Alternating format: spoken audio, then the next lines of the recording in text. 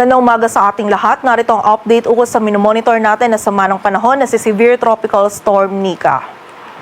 Kaninang alas 2 ng madaling araw, si Bagyong Nika ay nag-intensify pa into a severe tropical storm at huli itong namataan sa layong 690 kilometers silangan ng Infanta, Quezon. Taglay na nito ngayon yung lakas ng hangin na 100 kilometers per hour malapit sa sentro at bugso ng hangin na umaabot sa 125 kilometers per hour.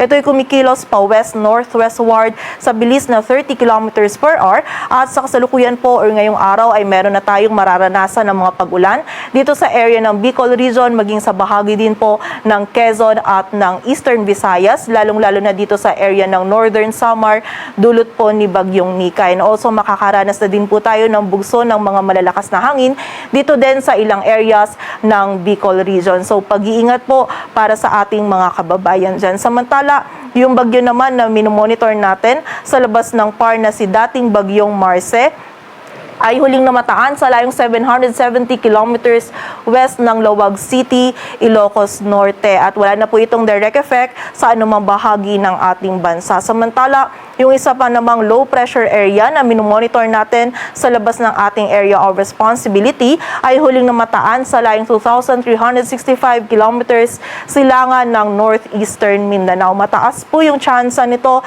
na maging bagyo within the next 24 hours at posible po itong pumasok sa loob ng ating area of responsibility by Tuesday early morning. And nakikita po natin na tatahakin po nito or patungo po ito dito din sa area ng Cagayan Valley. Ngunit mataas pa po yung uncertainty natin dito sa LPA na ito. So continuous monitoring tayo and patuloy na magantabay sa updates na ipapalabas ng Pag-asa.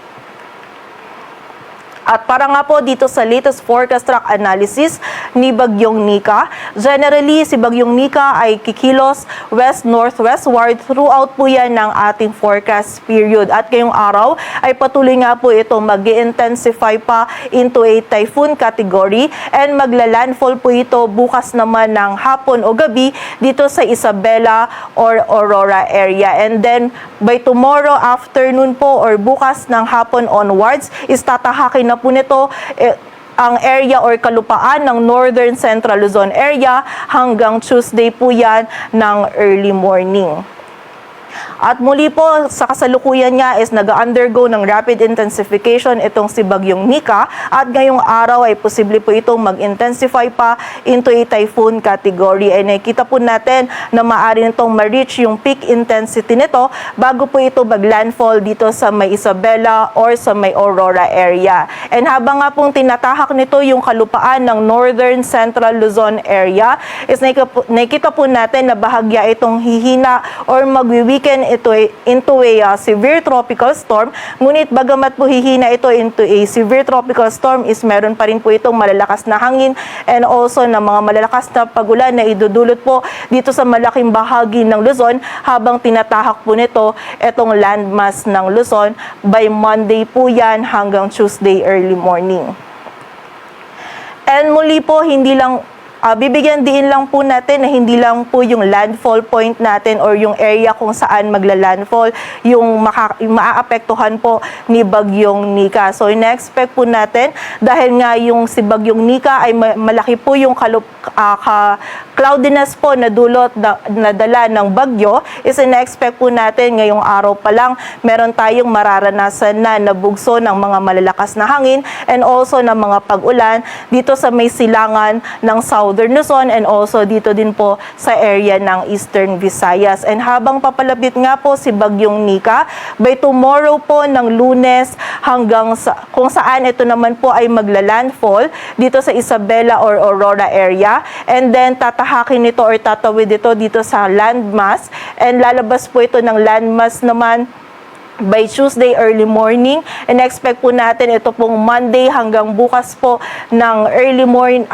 Monday po or mula po bukas hanggang Tuesday po ng early morning, ito po yung makakaranas po tayo ng mga malalakas na hangin or dito po natin mararanasan yung peak ng mga malalakas na hangin and also yung mga malalakas po na pag-ulan na dulot ni Bagyong Nika. Dito po yan sa malaking area ng Northern Luzon at Central Luzon. And also, hindi rin po natin inaalis yung possibility na habang tinatahak po ni Bagyong Nika Itong area ng Northern Central Luzon is posible din pong mahagip nung mga outer rain bands nito or nung trough nito or na mga kaulapan po nito itong area ng Metro Manila and yung nearby areas po nito kung saan possible po na habang tinatahak po nito ni Bagyong Nika yung kalupaan, bukas ng afternoon hanggang Tuesday early morning is makaranas din po tayo ng maulap na kalangitan and mataas po ng tsansa ng mga pag-ulan dito sa Metro Manila and sa nearby areas po nito. So continuous monitoring po tayo and patuloy po na magantabay sa updates na ipapalabas po ng Pag-asa. At sa kasalukuyan nga po, meron tayong nakataas na wind signal number 2 sa southeastern portion ng Isabela maging sa northern portion ng Aurora. Samantala, wind signal number 1 naman po sa southern portion ng Cagayan, rest of Isabela, Quirino, Nueva Vizcaya, southeastern portion ng Kalinga, sa eastern portion ng Mountain Province, Ifugao sa eastern portion ng Pangasinan, rest of Aurora, Nueva Ecija, sa northeastern portion ng Pampanga, sa northern and eastern portions ng Bulacan, sa eastern portion ng Quezon, kasama na po dyan yung Polillo Islands, Camarines Norte, Camarines Sur, sa Catanduanes, maging sa northeastern portion po ng Albay, kung saan yung mga areas na nabanggit po natin is makakaranas po ng mga malalakas na hangin na dulot ni Bagyong Nika. So muli po ngayong araw pa lang, meron ng mararanasan na bugso ng mga malalakas na hangin dito po sa silangan ng Southern Luzon. And nakita nga po natin ang highest wind signal na maaari po nating itaas during ng paglagi ni Bagyong Nika sa loob ng PAR is wind signal number 4. Kung saan yung mga areas po na ito, habang mas papalapit po si Bagyong Nika is mas tataas pa po yung wind signals nitong mga areas po nito and also mas madadagdagan din po yung areas natin na merong wind signal. So, na-expect nga po natin is wind signal 4 po yung highest natin kung saan matindi pong lakas ng hangin yung maaari pong idulot nito dito po sa mga areas po ng Northern at Central Luzon. So, paghahanda po para sa ating mga kababayan dyan at mag-ingat po tayo at makipag-ugnayan din po tayo sa ating mga LGU para po dun sa mga aksyon na kailangan natin gawin para sa ating kaligtasan. And also, nakita din po natin yung wind signal number 4. Posible din po ito magdudulot din po ito ng mga significant damages, lalong-lalo na po sa mga structures na gawa sa light materials and also posible din po ito magpatumba ng poste, ng puno. So during po ng pagtahak po ni Bagyong Nika dito sa kalupaan ng Northern at Central Luzon ay magkaroon din po tayo ng pagkawala ng kuryente or tubig. So muli po, paghahanda po para sa ating mga kababayan dito po sa mga areas na nabanggit natin. Samantala, bukod po dito sa mga areas under wind signal is meron din po tayong mararanasan ng bugso ng mga malalakas na hangin ngayong araw dito sa Batanes, Babuyan Islands, Northern Cagayan at sa bahagi din po ng Ilocos Norte. At para naman po sa mga pag-ulan, ngayong araw meron tayong moderate to heavy na mga mararanasan ng mga pag-ulan sa Camarines Norte, Camarines Sur at sa bahagi din ng Catanduanes. Samantala, bukas naman kung saan naging mas malapit and naglandfall and also by afternoon is tatahakin na ni Bagyong Nika itong area ng Northern at Central Luzon is mas marami na po yung mga paulan or mas nadala po nito dito sa area ng Northern and Central Luzon kung saan meron po tayong intense to torrential dito sa bahagi ng Cagayan, Isabela at Aurora. Samantala, heavy to intense naman po sa Apayao, Abra, Kalinga, Mountain Province, Ifugao, Nueva Vizcaya at Quirino and meron din po tayong mga moderate to heavy na mga pag-ulan sa Ilocos Norte, Ilocos Sur, Benguet, Nueva Ecija, sa Quezon kasama na yung Polillo Islands, Camarines Norte, Camarines Sur at sa area din ng Catanduanes. Samantala, by Tuesday naman po, mostly ito ay by Tuesday early morning, ay meron pa rin po tayong mararanasan ng mga heavy to intense sa Ilocos Norte, Apayao, Abra, Ilocos Sur, Kalinga, Mountain Province, Ifugao. And also, meron din po tayong mga moderate to heavy sa Cagayan, Isabela, Nueva Vizcaya, Quirino, La Union, Benguet, Pangasinan, sa bahagi din ng Nueva Ecija at Aurora. So, pag-iingat po para sa ating mga kababayan sa mataas na banta ng mga pagbaha at pagguho ng lupa. And also, nakikita nga po natin Yung peak po na mararanasan natin yung mga malalakas na pag-ulan na dulot ni Bagyong Nika is by Monday afternoon hanggang Tuesday early morning po. So ina-expect natin na yung mga tuloy-tuloy na malalakas po na pag-ulan na ito ay magdudulot po ng mga pagbaha sa malaking area po, and also nakikita din po natin yung mga malapit po sa sapa,